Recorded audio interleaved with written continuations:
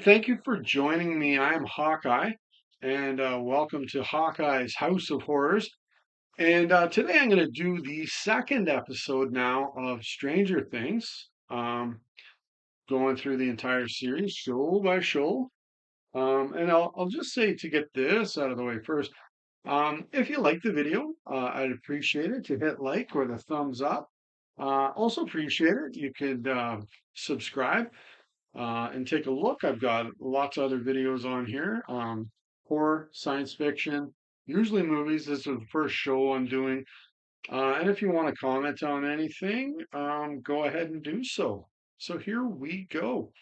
So, Stranger Things, episode 2, The Weirdo on Maple Street. Now, this is in reference to the character L, as Mike lives on Maple Street, but if you remember the Mike, Lucas, Dustin, they found her or they ran into Elle at the beginning of the first episode. Now, this one was written and directed by the Duffer brothers, once again, the series creators. So I'm going to take a look, kind of like I did in the last video, look at the main stories, look at the characters we got going on, what they're doing, if they aren't mentioned in the stories, and talk about if there's any new characters as well that weren't in the first show. So, as I said, Al, Lucas, Dustin, and Mike all met up at the ending of the first show, and now they are in Mike's basement. Um, and are introduced to each other, or introduced to Al and she to them. And it's a very good scene. I really like it. Um, At the end of the scene, too, you have Mike giving her the name that she's known as for the rest of the show, and that's L, short for 11, as she has an 11 tattooed on her arm. Now, I must say, there is a joke that works, and then we keep going to it, and for me, anyways, it gets old real fast. Um, there's a scene where, or in the scene, sorry, Mike gives Elle new clothes, new dry clothes for her to put on, and she's about to get dressed or undressed in front of them, and over there for privacy, get it? Um, and okay, that's fine, everything like that. And then Dustin's character keeps pretending he's taking his shirt off. He does it. It worked once, and then after that, it kind of got old, but it was really pushing for humor, so maybe it's the funniest joke ever. Now, in the show, Mike is hiding Elle out in his basement. That's where these characters, or generally Mike and Elle, spend a lot of the time in the show, or in the house, or in Mike's house. And I found this a little silly when I would put myself in Mike's shoes. I know if I tried this as a kid, tried to hide, I don't know, anyone in my basement, I'm sure someone in the house would know within an hour that there's somebody in the basement, but neither of Mike's parents know, nor either of his sisters are aware. Holly, I could see she's like 2 or something, but nobody's aware that there's anybody in the basement. And I find this a little silly and a little hard to believe, but we're going to go with it here.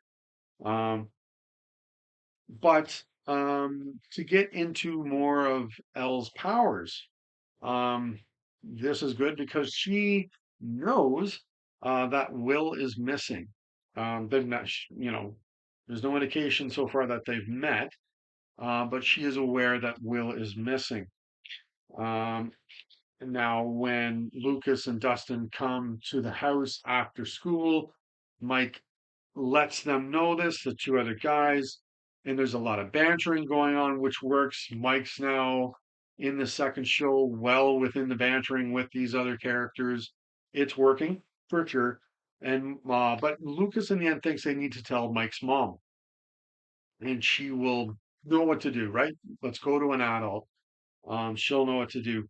But as he's going out the door, Elle slams the door shut in front of his face using her mind, um, showing her power off to these her new friends.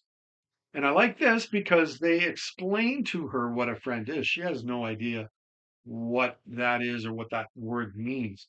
So that's very cool and a good indication that these four um, definitely are should become friends if you've never seen the show.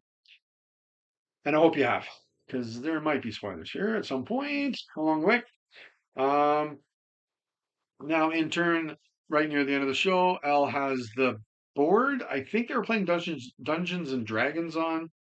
As I said in the first show, I never played Dungeons and Dragons, so I don't know. But I know it's a board, like a tabletop board game thing. She flips it over, revealing the black of the bottom of the board, and she knows who Will's character was and slams it down in the middle, and then puts the Demigorgon with him, giving us a nice moment of tension that shouldn't come across as surprising in any which way. We know something took Will, some monster, some beast of some kind, um, but the tension is that Will may be under control of this being for sure. Now the other story, and it works out just as well. Hopper, along with the other cops, Powell and Callahan, continue their search for the missing Will Byers. Joyce tells him of receiving a call on the phone from Will, and Hopper just doesn't believe her, doesn't connect that this could have happened. We also see, um, or maybe I'm picking it up better here in the second show, the Byers are not a rich family. They're not destitute or, you know, would say they're, you know, hanging on, but they're getting by. Um, they're getting by, but they don't have anything fancy around the home or, anything lavish, anything like that. So they're getting by the buyers. Now, I forgot to mention in the first show, so I'm going to mention it now. I thought Winona Ryder and David Harbour were great in that first show. There was a scene they were together. They've worked really well together, as well as Millie Bobby Brown. I don't even know if I mentioned her name in the first one. Sorry. She did really well. She doesn't say much, but the character's well enough written that she doesn't have to, right? But I thought she did pretty good as well in that first show, and they were kind of the ones that really stepped out to me in the acting department, I would say. Now, while on the search for for Will Byers, the body of Benny Hammond is found, and he actually owned the restaurant. He wasn't just the cook, I guess, like he owned the restaurant and everything like that. So you have Hopper in there, and we come to learn that Hopper and Benny Hammond, they were actually buddies. They knew each other. And so because of this, Hopper talks with the character Earl. I didn't mention him in the first show, but he was in the restaurant, and he was there when Elle came into the kitchen and started eating food. So Earl, played by David Dwyer, he tells Hopper about this kid that was in the restaurant and what they had done. Um, and Earl tells him it was this boy with a shaved head. And after a bit of like questioning and looking at the picture and a little bit of pushing from Hopper, excuse me, he thinks that it might have been Will. It might have been Lonnie's kid.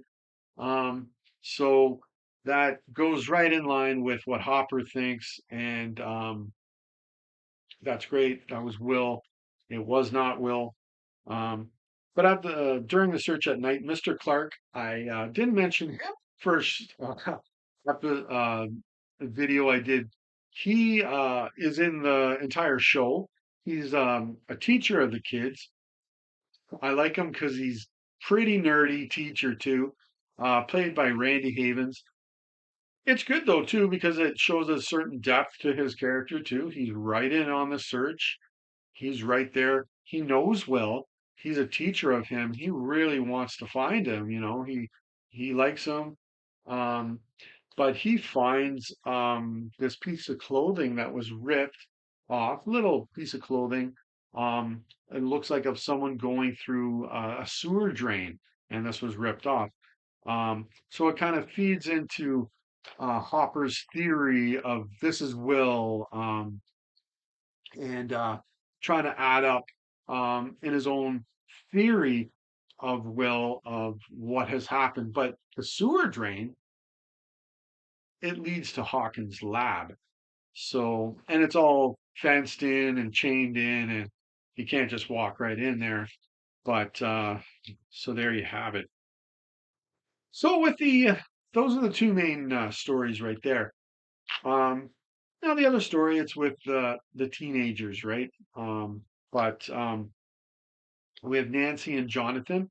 They meet in the first time in this show. Um, but it's I like this scene. Nancy goes over and talks to him, and it's generally about his missing brother Will, and Will and her brother are like best buddies, Will and Mike. And at the time, Jonathan's putting up a poster of his missing brother. I really like the everything about like all of that about that scene, right? And it really shows that Nancy does have a nice soul. As in she cares and she has feeling and there's something to her beyond nothing, right? There's something there and it's positive, right? And it shows to me too that hey, there's some good writing there. They're adding some depth into her character. Now, meanwhile, Steve is setting up a party at his place because parents are out of town. So Nancy is invited along with her best friend, Garm. They're going to come over. And we're introduced to two new characters here. They're Steve's friends. There's Tommy H., played by Chester Rushing, and Carol, played by Chelsea Talmadge. Now, both of these characters are not nice people. These are not people I would have been drawn to when I was in high school. I would really not want to chill with these people, and they probably wouldn't want to chill with me either.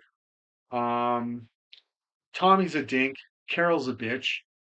They think they're really cool, but they just put people down and laugh at them, or write to them as well. They don't have to do it behind your back.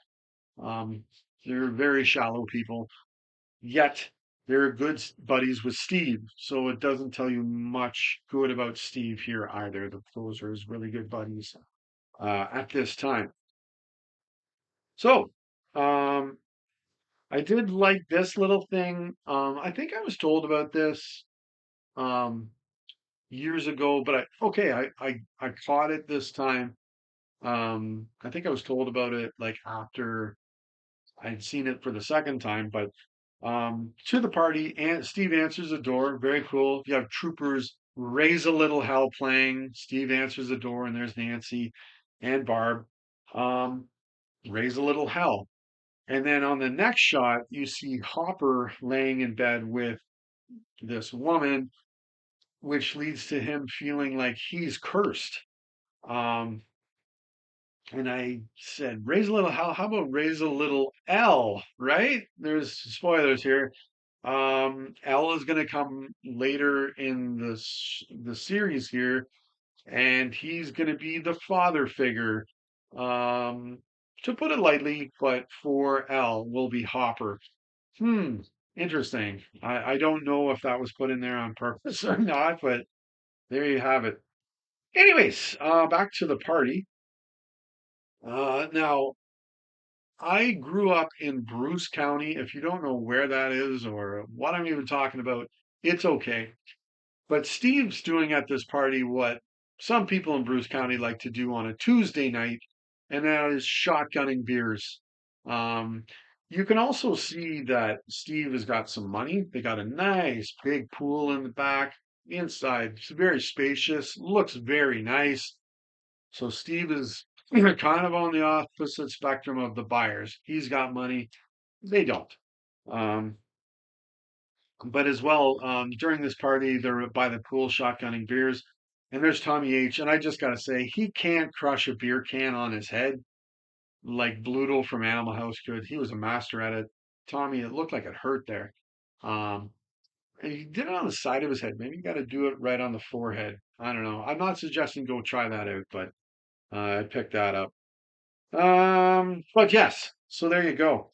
And at the same time, Jonathan is in the forest. He's out taking pictures of where his brother was last seen, or maybe where the bike was found or something, taking pictures. Okay, makes sense.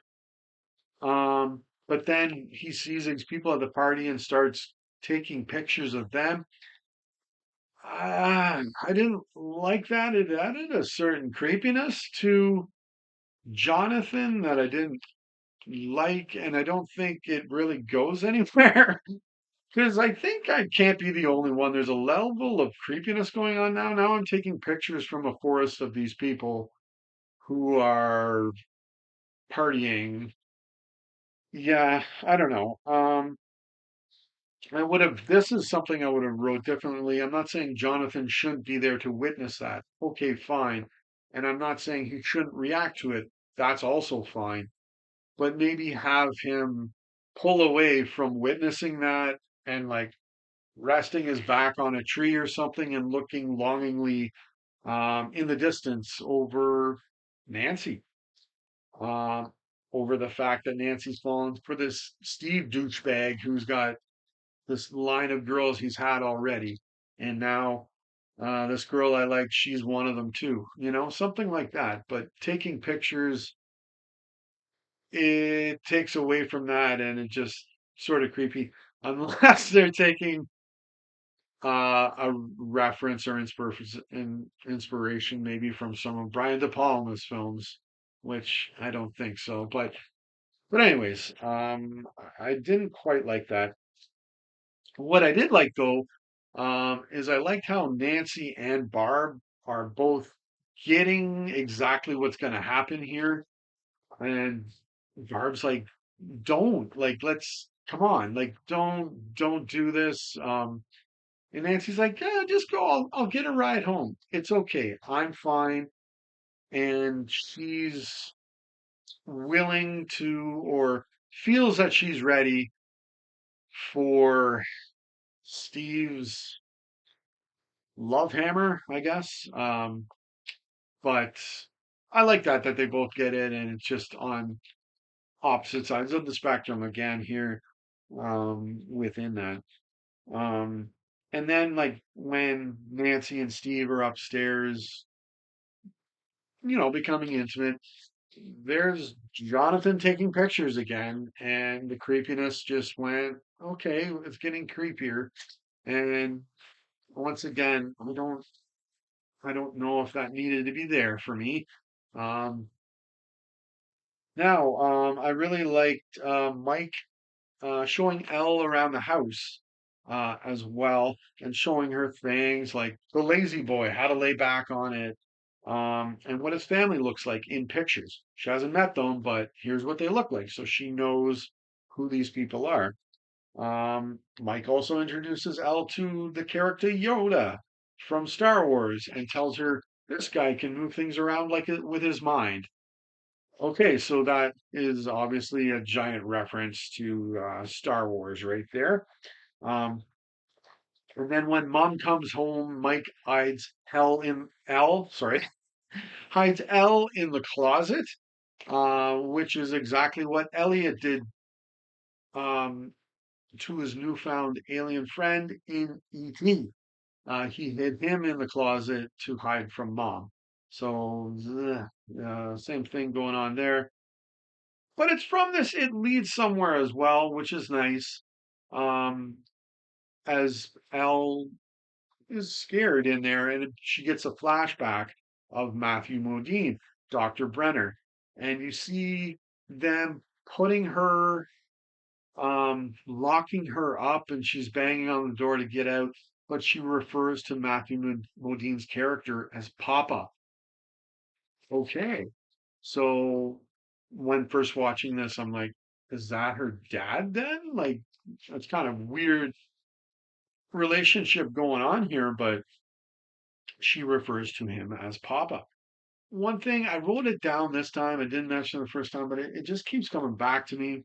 And once again, it's something that doesn't ruin this at all for me. But I almost feel like Mike needed a buddy, one of his buddies to, well, have the hots for his mom. The only one that it would work when you get into the characters would be Dustin. And that's fine with me. But at the same time, um, as my wife redirected me to this and said, "Well, but does he not have the hots for Nancy at the beginning where he's offering her pizza in the first one?" I'm like, "Yeah, but like that lasts like one scene, and then he's like, she's just weird." Um, and then in season two, I think if my memory's really bad, Billy shows up. He's putting the moves on her, so maybe that's okay. But I don't know. I just thought it would have been funny to have a character or some lightness to it, maybe to have a character that's got the hots for Mike's mom, but it doesn't matter, right? But um I just thought that. But I really like the scene, a great scene with Jonathan introducing Will to the band The Clash. And at the same time you have the poster of Evil Dead um right above like the stereo there. That was cool. I like that. Very cool. I think later we still see Will has Jaws in his room. I have a poster of both of those movies, which is adds to the coolness for me, I guess. Um, but and there's a very good lesson to be learned in this scene too that Jonathan tells Will just essentially, be who you are. Don't let somebody tell you who to be, and don't just like something because someone tells you what to like. Like what you like, and don't be afraid to like that or be who you are, right? And also that their father isn't a great person. So we also see Joyce gets another call from Will, and then after that, The Clash is playing on his tape player in his room. I think it's his tape player, not the radio. I think it might do both, but I think it's a tape player. And then right after, a body is coming out of the wall towards Joyce in a scene that's taken directly out of A Nightmare on Elm Street. Um, but that's got to be Will, right? Coming out of the wall. So, okay, there's a connection to this world from wherever he is, right? Or wherever he is, he's able to connect um, really through his mother. So there you go. Anyways, right near the end, we find that the Demogorgon must be able to smell blood. Now, Barb had cut her hand after being overcome with the peer pressures to shotgun a beer. She tries to open it with a knife and boom, puts the knife right into her hand, cuts herself open. Um, I mean, why not? It's Tuesday night after all. And then later her hand, it's all bandaged up, but drips blood into the pool. And just like a moment later, there's the Demogorgon and attacks her. So it must be able to smell blood, right? And then the other new character is Lonnie, or Jonathan and Will's dad. And he's generally who you would think he is or expect him to be. Um, he like once you see him for the first time, he literally slams Jonathan into the wall. He's in Lonnie's house, but he's looking for his brother, his other son. And then moments later, he's like all loving with his son. Very strange. Um, and so yeah, I find that he's very distant, not the best father. He blames Joyce for her parenting, yet he's hardly really in the lives of his sons very much at all. And he wasn't very worked up in the beginning, and he still isn't worked up that his son is missing. Whatever, that's Will. Okay, you know that's your son, right? So yeah. So it's also a character that's written in that way, or a good character to brush aside, right? To forget about him or write him out of the scripts or the story because he's not he doesn't want to be involved in their lives really much at all. So pretty good. And it also adds depth um to these three characters. So Joyce, Jonathan, and Will adds depth to them as well, coming from their husband or their father. So in the end, I think this is another great entry to the show. Now there was a couple things in particular with Jonathan and the camera that okay, that didn't like that. Um, but if you disagree with me, just put in the comments what was good about that. Maybe there's something later I'm forgetting about because my lord, I don't remember a lot about this show, and I think I'm misremembering where along the way some of the stuff happened. Um, but yeah, let me know what you liked about that. If you do like that, him and the camera there, and I don't know. But yeah, so that's it. And then right at the end of episode 2, it's Barb who's now the victim. And we're seeing victims here to the Demogorgon, including Will, um, who you're definitely expecting. He's still alive, but he's um, under control from this beast. So, anyways, there you have it. So, in the next video, I'll do episode number 3. And until next time, have yourself an excellent day.